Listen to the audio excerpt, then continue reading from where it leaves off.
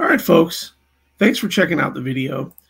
I want to talk today about a report in the Wall Street Journal stating that the Biden administration is considering granting amnesty to close to 1 million illegal aliens prior to the 2024 election. Yeah, that's right. So the headline here says, Biden weighs giving legal status to immigrant spouses of U.S. citizens. Hundreds of thousands of immigrants who entered the country illegally would be eligible for work permits.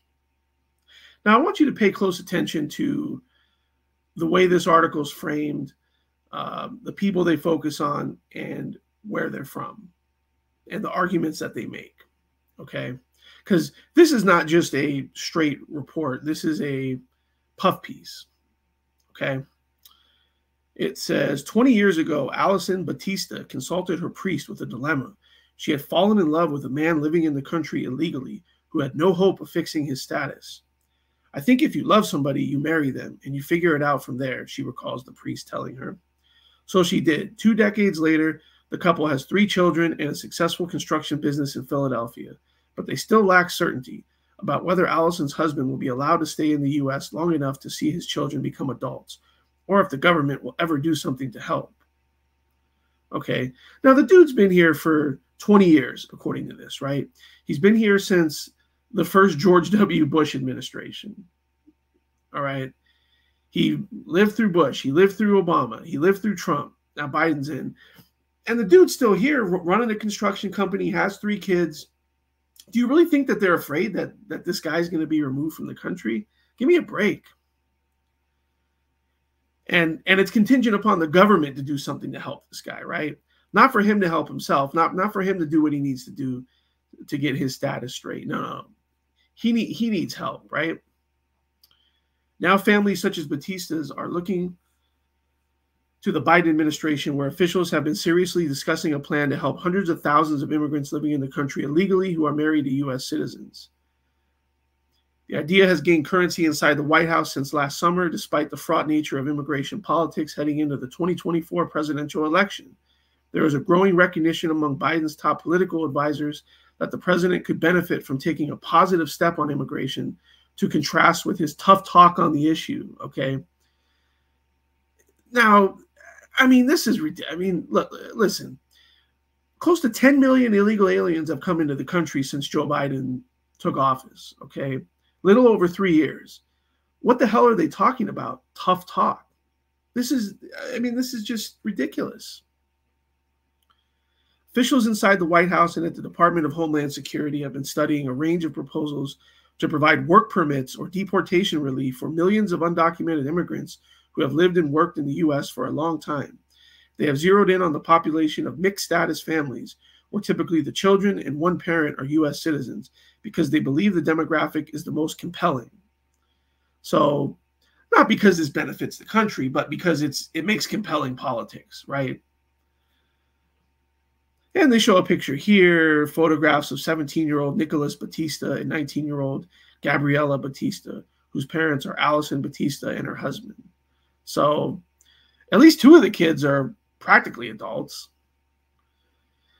There are an estimated 1.1 million undocumented immigrants, illegal aliens, married to U.S. citizens, according to FWD.US, an immigration advocacy group. Though immigrants can typically qualify for green cards when they marry American citizens, these spouses are barred under immigration law for any number of reasons, most commonly if they entered the country illegally more than once or use forged legal documentation, okay? So either this dude that they're talking about entered the country illegally multiple times, or he fraudulently used documents.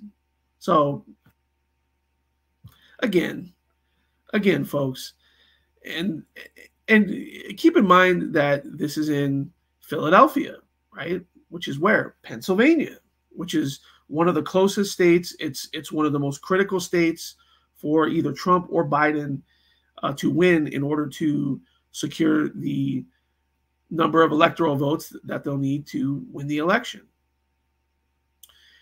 Now, also keep in mind that the Biden administration seems to favor lawbreakers, people who don't follow the rules, people who don't do the right thing, right?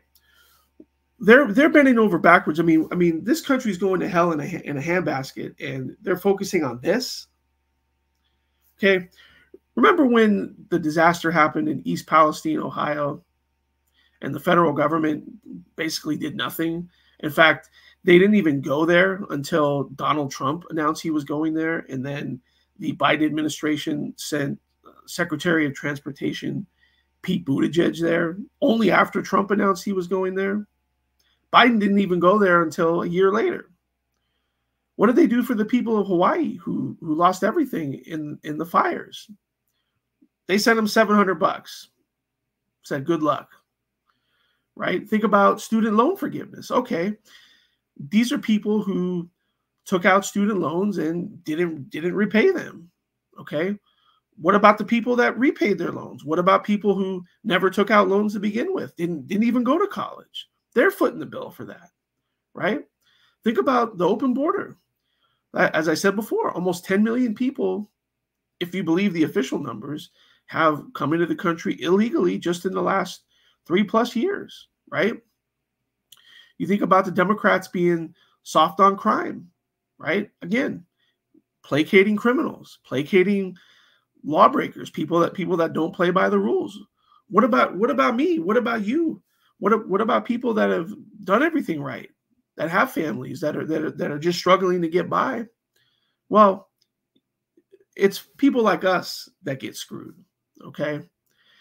Now, another thing that I want you to keep in mind is another state, Arizona.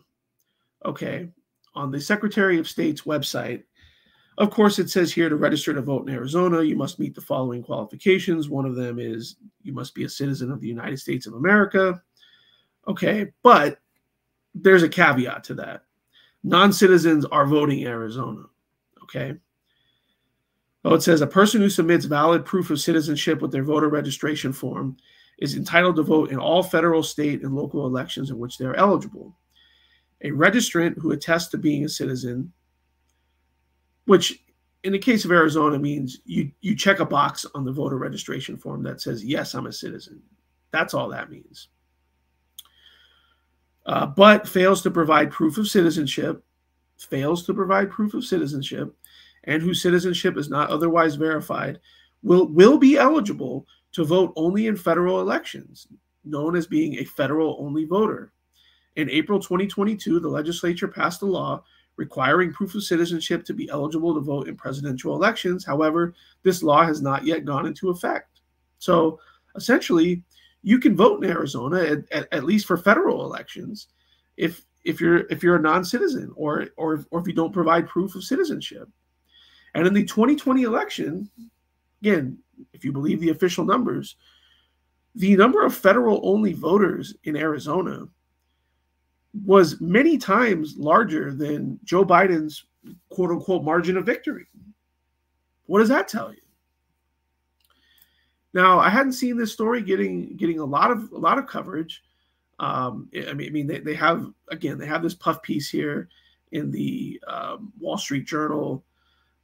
There's very little content in this article that even opposes this or even shows that there's people who wouldn't be in favor of this. So keep an eye on this, pay attention to this, and expect this to happen before the 2024 election, and expect them to want these people to vote.